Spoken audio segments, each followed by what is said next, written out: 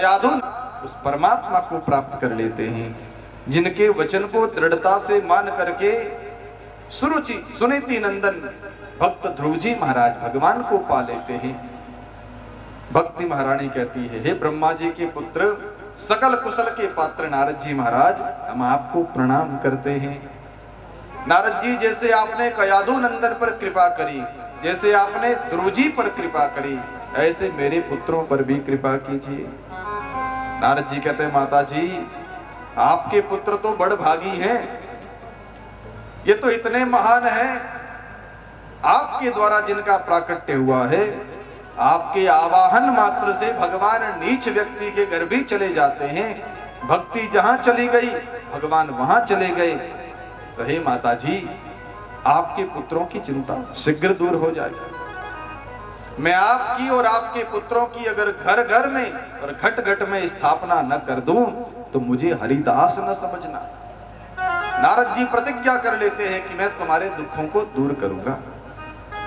अब देखो, नारद जी ने विचार करके देखा कि इस संसार में भक्ति तो युवती है, भक्ति तो जवान है, लेकिन ज्ञान वैराग्य वृद्ध पड़े, ज्ञान वैराग्य बूढ़े।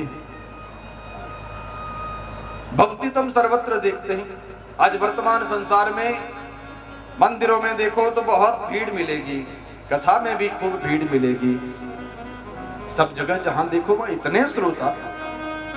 पुराणों में तो पढ़ते हैं कथा सुनाने वाले कथाकार महात्मा, जिनको कथा कहते थे, सामने कोई एक बैठा बैठा सुनता था या दो सुनते थे, ज्यादा से ज्यादा 5-7, वो तो हद थी, उससे ज्यादा तो कोई सुनने ही नहीं आता। लेकिन अब कलयुग में भगवान की भक्ति का प्रभाव तो बढ़ा, भक्ति तो जवान हुई। कई लोग पूछते भी है, महाराज इतना धर्म कर्म हो रहा है, इतनी भक्ति हो रही है संसार में, तो फिर संसार में अमंगल तो रहना ही नहीं चाहिए। इतनी मात्रा में भक्त बन गए लोग। या अगर विचार करके देखा जाए तो भक्ति तो जवान हुई है, लेकिन ज्ञान वैराग बूढ़े हो गए, वृद्ध हो गए। ज्ञान के नाम पर 0/0, बस कुछ नहीं आता। किनकी पूजा करनी चाहिए, कैसे पूजा करनी चाहिए, कुछ पता नहीं। ज्ञान तो नहीं, भक्ति बहुत है। वैराग के मामले में भी 0। कहां से आसक्ति हटानी चाहिए, कहां हमारी श्रद्धा लगानी चाहिए, वो भी पता नहीं। बस केवल हम देखा देखी, केवल भक्त बन जाते। जब तक ज्ञान और वैराग्य जवान नहीं हो जाएंगे, तब तक भक्ति माता प्रसन्न नहीं होने वाली है। कौन माता प्रसन्न होगी जिसके बेटे वृद्ध हो जाए और मां जवान बनी रहे? माता तो अप्रसन्न ही होनी। संसार में जब तक ज्ञान वैराग्य जागेंगे नहीं, हमारे ज्ञान वैराग्य तो मूर्छित पड़े। ज्ञान के बारे में हम कुछ जानना ही नहीं चाहते, भगवान के विषय में कुछ विचार भी नहीं करना चाहते हैं, केवल बस देखा देखी करना चाहते हैं। उसने ऐसा किया है, हम भी वैसा करेंगे, उसने इस प्रकार से किया है, हम भी वैसा ही करेंगे। सच में ज्ञान और वैराग्य दोनों जरूरी है। नारद जी महाराज ने ज्ञान वैराग्य को जगाना चाहा और जगाने के लिए आवाज लगाई, ज्ञान प्रबुद्धताम शीघ्रम रे वैराग्य प्रबुद्धताम। ज्ञान उठो, वैराग्य उठो। जगाए लेकिन नहीं जागे, और जब नहीं जागे, नारद जी ने वेद पाठ सुनाया, फिर भी नहीं जागे। गीता पाठ मुहुर्मुहु, बार बार गीता पाठ सुनाया, फिर भी नहीं जागे। नारद जी को लगा कि हे भगवान, अब इनको कौन सी दवाई पिलाऊं, भारी से भारी डोज पिला दिया, अब भी नहीं जाग रहे। और तब नारद जी के सामने आकाशवाणी हुई, व्योमवाणी तदेवा भून मा ऋषे खिद्यतामिति। आकाशवाणी ने कहा, हे ऋषि चिंता न करो, उद्यमः सफलस्तेयं भविष्यति न संशयः।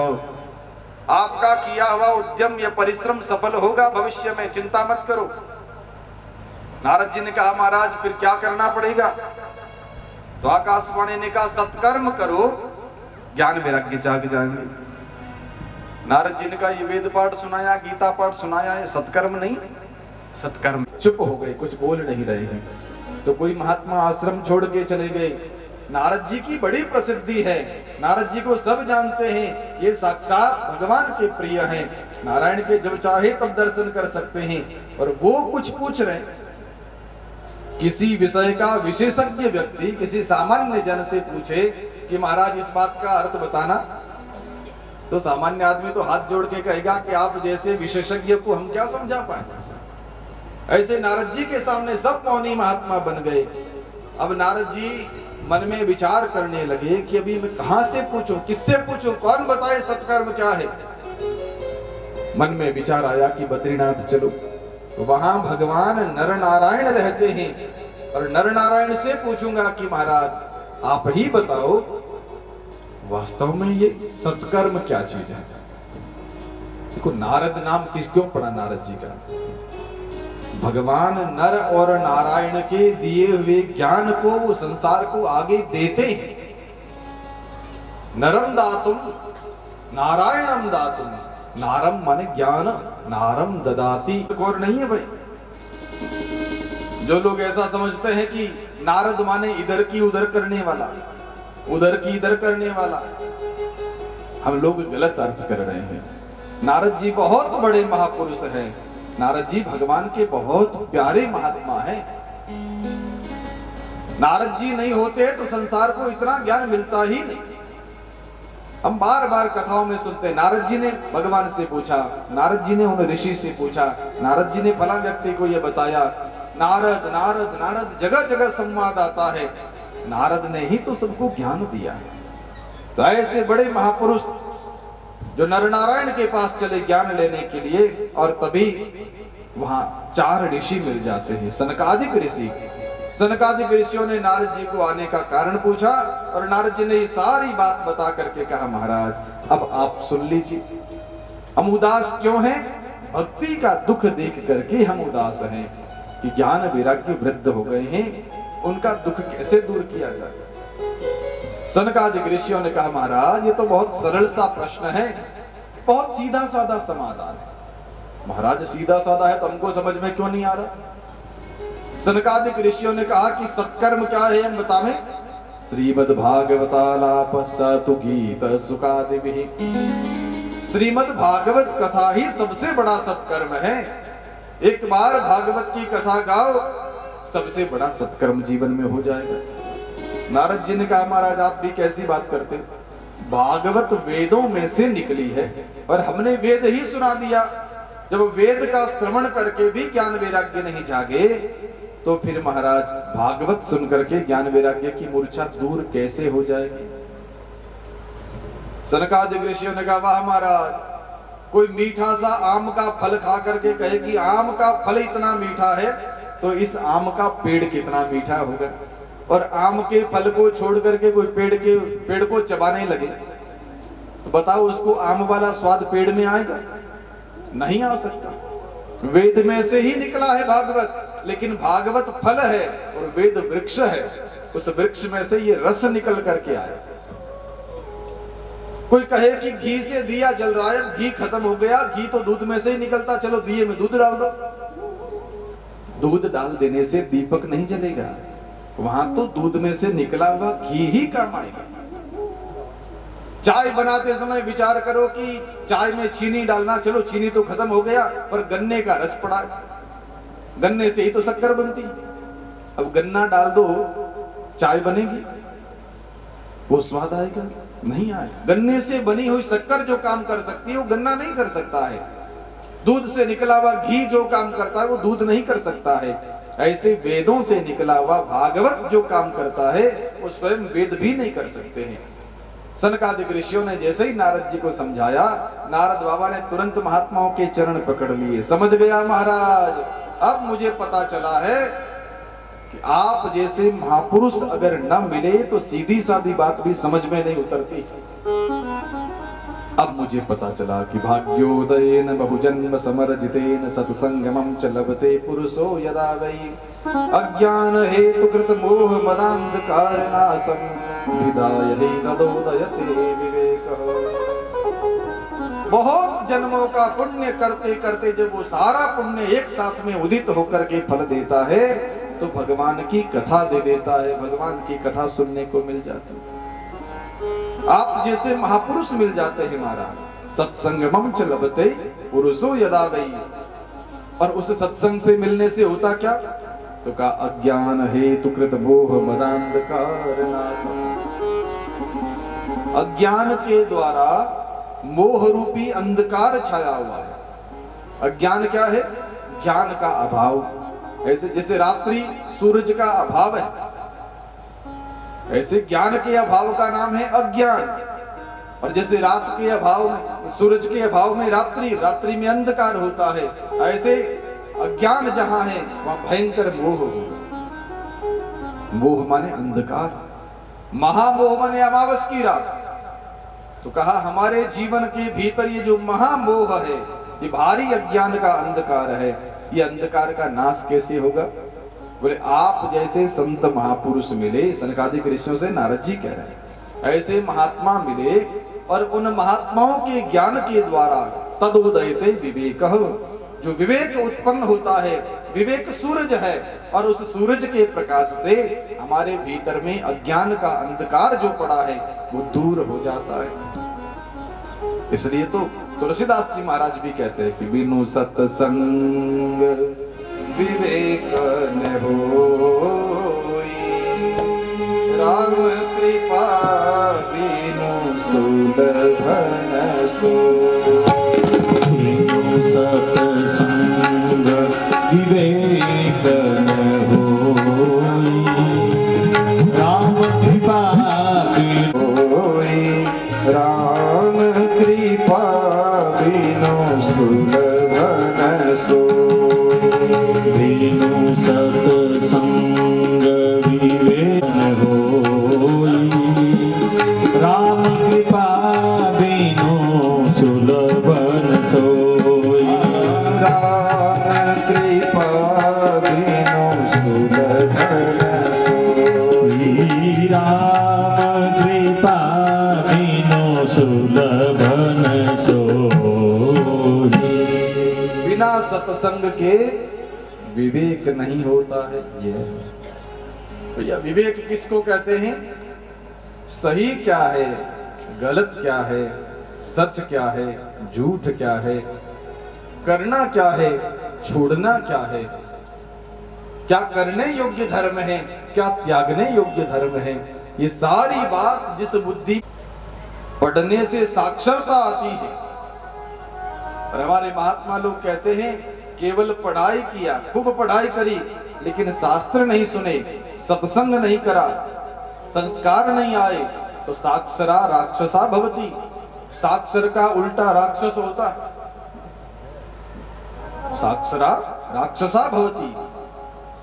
केवल पढ़ लिख करके साक्षर बन गए तो ज्यादा बुद्धिमान फिर केवल राक्षस जैसा आचरण कर सकता है, अगर संस्कार नहीं है तो। इसलिए संत जन कहते हैं सत्संग करें, और सत्संग से हमारे जीवन में संस्कार उदित होंगे, विवेक उदित होगा, फिर हमारी बुद्धि निर्णय कर पाएगी हमें करना क्या है, छोड़ना क्या है। ये विवेक जिस सत्संग से मिल सकता है, ऐसा सत्संग राम कृपा बिनु सुलभ न सोई। राम जी की कृपा होती है तब जाकर के हमको सत्संग प्राप्त होता है। तो यह केवल मेहनत से सत्संग नहीं मिल सकता। आदमी मन में तय कर ले कि मुझे सत्संग में जाना है, जाना है, जाना है, लेकिन राम जी की कृपा ना हो तो तय किया हुआ प्रोग्राम भी स्थगित हो जाता है। घर से रवाना हुए सत्संग में जाने के लिए कि गेट से बाहर आते ही दरवाजे पर कोई मेहमान आ गया, राम राम जी कहाँ जा रहे हो? हमारे यहाँ कथा हो रही है, हम कथा में जा रहे हैं। अरे हम तो बहुत दूर से चल करके आए आपसे मिलने, आप तो स्वयं भी बाहर जा रहे हैं। कोई बात नहीं, अब आओ बैठो, थोड़ी देर बातें करते। और बातें करते करते करते 5 बज जाए, फिर घड़ी देखो, अब तो 6 साढ़े 6 बजे तो कथा ही पूरी हो जाएगी, अब जाकर के क्या करें। फिर भीतर वाला मनीराम वहीं बिठा देता। मतलब राम जी की कृपा नहीं हुई, आपने तो तैयारी करी, लेकिन भगवान की कृपा नहीं हुई तो नहीं आ पाए। इसलिए सत्संग में आ जाए, इसका मतलब केवल हमारी मेहनत नहीं, परमात्मा की कृपा भी साथ में है। उसकी कृपा के बिना आया नहीं जाता। भगवान की कथा माने भगवान का मंदिर, भगवान का घर, भगवान का द्वार, और भगवान के द्वार में आने के लिए राम दुआरे तुम रखवारे होत न आज्ञा बिनु पैसारे। वहां प्रबल वैराग्य के प्रतीक हनुमान जी महाराज पहरेदार बैठे रहते हैं। जब तक उनकी कृपा उनकी आज्ञा न हो तब तक भीतर प्रवेश नहीं मिलता है। तो ये राम जी की कृपा हो तब सत्संग में आया जाता है। नारद जी महाराज सत्संग की खूब महिमा सुना रहे हैं। उन सनकादि ऋषियों से प्रार्थना करी, बाबा आप तो परम कृपालु हैं, परम दयालु हैं, अब कृपा करके हमको आप भगवान की कथा भागवत सुना दीजिए। तो सनकादि ऋषियों ने कहा कि ठीक है महाराज, कथा तो सुनाएंगे लेकिन यहाँ नहीं, तो गंगा जी के किनारे हरिद्वार में कथा सुनाएंगे। गंगा द्वार समीपे तो तटमानंद नामकम, गंगा द्वार के किनारे आनंद नाम का जो गंगा जी का तट है वहां कथा होगी। बद्रीनाथ में क्या कमी थी भाई, वो भी तो पवित्र तीर्थ है, लोग तो इच्छा रखते हैं कि वहां जाकर के कथा सुने। और सनकादिक ऋषि कहते हैं कि बद्रीनाथ में नहीं, हरिद्वार में कथा करेंगे। ये उस जमाने की बात है जब बद्रीनाथ कोई कोई लोग ही जा पाते थे, और घर से बद्रीनाथ के लिए जो निकलते थे वो सब घर वालों से विदाई लेकर के, कोई तो आंसू बहाते हुए, अब पुनर्मेला होगा कि नहीं होगा, फिर मिलना भगवान के हाथ में है, क्योंकि वहां जो गया सो गया। कोई कोई लौट के आता तो वो तो देवतुल्य माना जाता, ये तो देवता है, चार धाम करके वापस आ गया। अब जैसे साधन नहीं थे उस समय, अब तो वापस लौटने की 99% गारंटी है, 1% कुछ कह नहीं सकते। लेकिन उस समय में वापस लौटने की 1% गारंटी होती थी, 99% तो गारंटी है ही नहीं, आप आ ही नहीं पाओगे। ऐसी जगह पहुंच करके कथा सुनना कितना दुर्लभ था, लेकिन हरिद्वार तक जाना सबके लिए सरल था। तो सनकादिक ऋषियों ने कहा कि कथा हरिद्वार में करेंगे। बद्रीनाथ जैसे पहाड़ों में रहने वाले महात्माओं को कथा सुननी होगी तो वो लोग नीचे चले आएंगे, और जिन संसार में रहने वाले भक्तों को कथा सुननी होगी वो थोड़े ऊपर चले आएंगे। बीच में संगम हो जाएगा कथा सुनने के लिए। केवल एक जगह, एक तरह के श्रोता नहीं, दोनों तरह के। और अध्यात्म अर्थ में समझा जाए, हरिद्वार माने कथा का एक मिड लेवल, बीच का स्तर, जहां विषयी लोग अपने विषयों को छोड़ करके थोड़ी भगवान की कथा सुन सकते हो, और जहां योगी जन अपना ध्यान समाधि इत्यादि छोड़ करके कथा सुन सकते हो। कथा के लिए तो दोनों को आदेश है कि साधु महात्मा अपनी समाधि त्याग करके थोड़ी कथा सुने। जीवन मुक्त ब्रह्म पर चरित सुनहि तजी ध्यान, जो जीवन मुक्त है ऐसे महात्मा भी तजी ध्यान, ध्यान छोड़ करके चरित सुनहि, भगवान की कथा सुनते। और संसार के लोगों को जिनको विषयों में ही रस आता है उनके लिए भी आदेश दिया है कि आप लोग सदा सदा के लिए संसार के सुखों का त्याग नहीं कर सकते, लेकिन भगवान की कृपा से कभी कथा का अवसर मिल जाए तो 7 दिनों के लिए संसार के सुखों को थोड़ा त्याग करके कथा पंडाल में पहुंच जाए, भगवान की कथा श्रवण करें। ये बीच का हरिद्वार है। महात्मा ऊपर के लेवल से नीचे आ जाए और संसारी नीचे के लेवल से थोड़े ऊपर आ जाए, वहां आकर के कथा श्रवण करें। तो हरिद्वार में कथा तय हुई। नारद जी महाराज ने विचार किया कि जब हरिद्वार में कथा कहना है तो वहां तो सारे श्रोता पहुंच सकते हैं, और नारद जी ने दौड़ दौड़ करके सब जगह प्रचार प्रसार किया। अनेक अनेक महात्मा मुनि कथा श्रवण करने के लिए पधारे। भृगुर वशिष्ठ च वनश्च गौतमो वेदातितिर देवलो देवरातौ रामस्तथा गादि सुतश्च साकलो मृकंडु पुत्रात् अत्रेज पिप्पलादः। ये सारे महात्मा कथा श्रवण करने के लिए पधारे। अपने यहाँ भी महात्मा जी कथा सुनने पधारे। पूज्य बाप जी उदयराम जी महाराज, शायद आप थके हुए विश्राम करना चाहते, थोड़ा बाप जी को आराम करवाना। बोलो राम, जय श्री कृष्ण। इतने इतने महात्मा आए, लेकिन सबसे पहला नाम दिया भृगु ऋषि का। भृगुर वशिष्ठ च वनश्च गौतम। सबसे पहले भृगु महात्मा। क्यों? बोले भृगु जी एकले नहीं आए थे, उनके साथ बहुत लोग और आए थे। कौन कौन आए हैं? कहा उन्होंने अपने शिष्यों को साथ में लिया, आसपास रहने वाले सारे महात्माओं को साथ में लिया, सबको निमंत्रण दे करके कहा कि सब कथा में पधारिए। और ये कथा की महिमा है भाई। बोलो राम। थोड़ा इधर दीजिए ध्यान ताकि हम आपको कुछ बता सके। भगवान की कथा सुनने में आप सुनने जाओ, आप श्रवण करोगे तो आपको पुण्य मिलेगा, आपको फल मिलेगा। भगवान की कथा का बहुत बड़ा पुण्य है।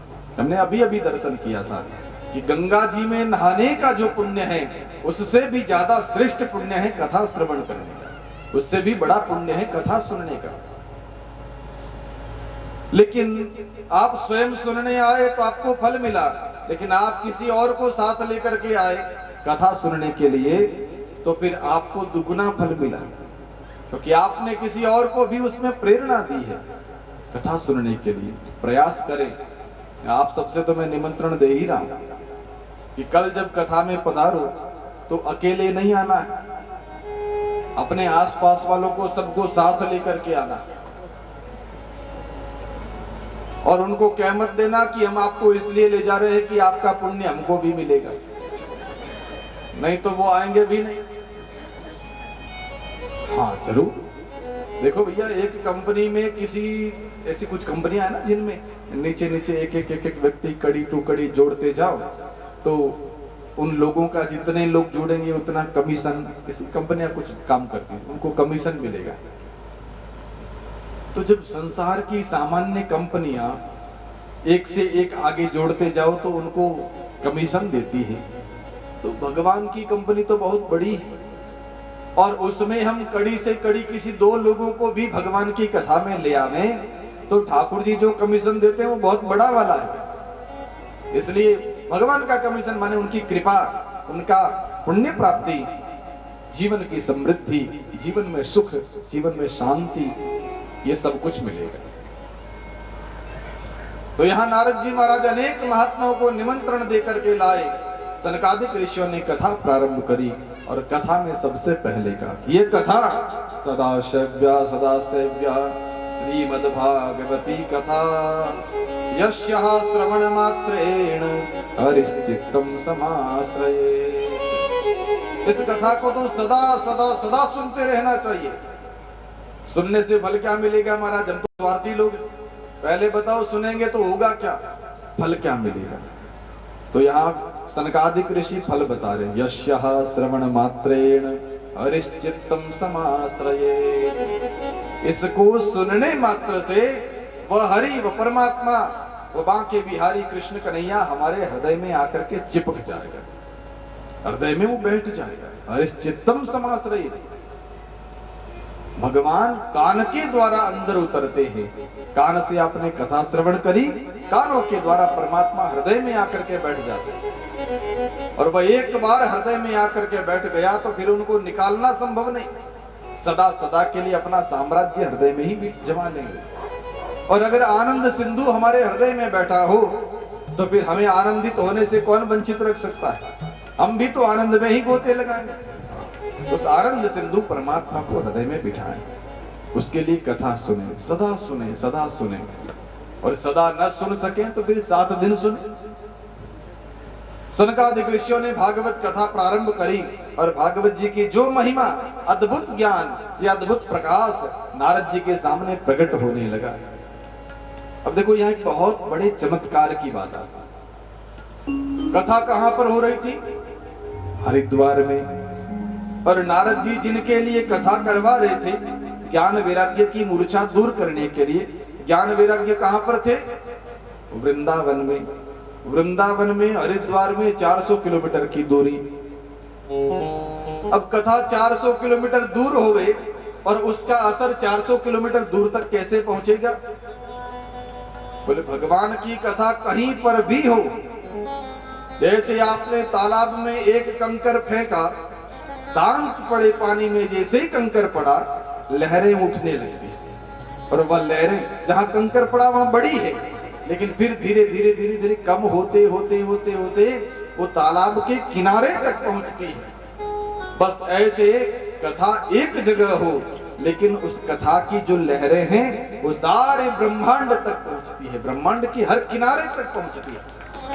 चाहे कहीं कथा क्यों नहीं हो रही हो, किसी तीर्थ में हो, गांव में हो, अपने घर के पास हो, मंदिर में हो, जहां भी कथा हो रही है उस कथा की तरंगे पूरे ब्रह्मांड तक पहुंचती है। कथा हरिद्वार में हो रही थी और वहां वृंदावन में मूर्छित पड़े ज्ञान वैराग्य को धीरे धीरे धीरे धीरे होश आया। नारद जी खींच के जगा रहे थे, नहीं जागे, और उधर कथा प्रारंभ हुई तो ज्ञान और वैराग्य दोनों जाग गए। जाग क्या गए महाराज, उनको जवानी आ गई, बुढ़ापा धीरे धीरे पूरा चला गया। एकदम स्वस्थ प्रसन्न और युवा बन करके अपनी माता जी से कहने लगी, माँ ये कथा कहाँ चल रही है, हम लोग वहीं पर चलते। और भक्ति महारानी अपने दोनों पुत्रों को साथ लेकर के जहां हरिद्वार में कथा हो रही है, अनेक अनेक महात्मा बैठे सुन रहे हैं, वहां पर ये भक्ति कथा अपने पुत्रों को लेकर के पहुंची। सूत जी महाराज लिखते हैं, भक्ति सुतौ तौ तरुणौ गृहीत्वा प्रेमैक रूपा सहसा विरासे। श्री कृष्ण गोविंद हरे मुरारे नाथेति नामानि मुहुरवदन्ति। कृष्ण गोविंद हरे मुरारे नाथेति नामानि मुहुरवदन्ति। श्री कृष्ण गोविंद हरे मुरारे हे नाथ नारायण वासुदेव। श्री कृष्ण गोविंद हरे मुरारे हे नाथ नारायण वासुदेव। हे नाथ नारायण वासुदेव। हे नाथ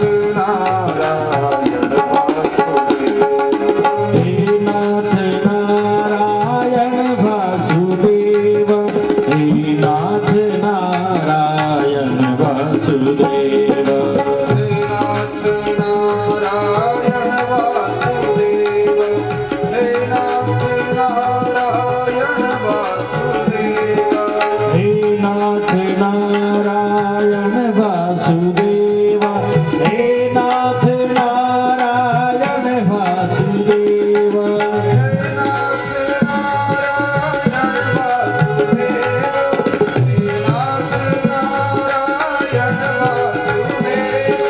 हे नाथ नारायण वासुदेव। हे नाथ नारायण वासुदेव। हे नाथ नारायण वासुदेव। हे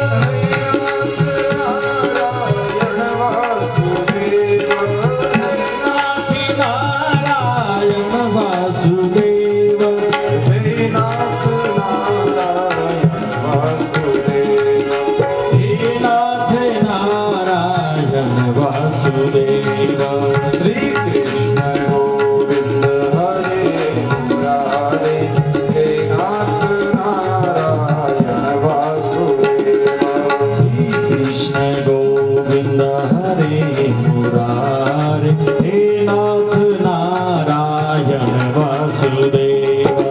हे नाथ नारायण वासुदेव।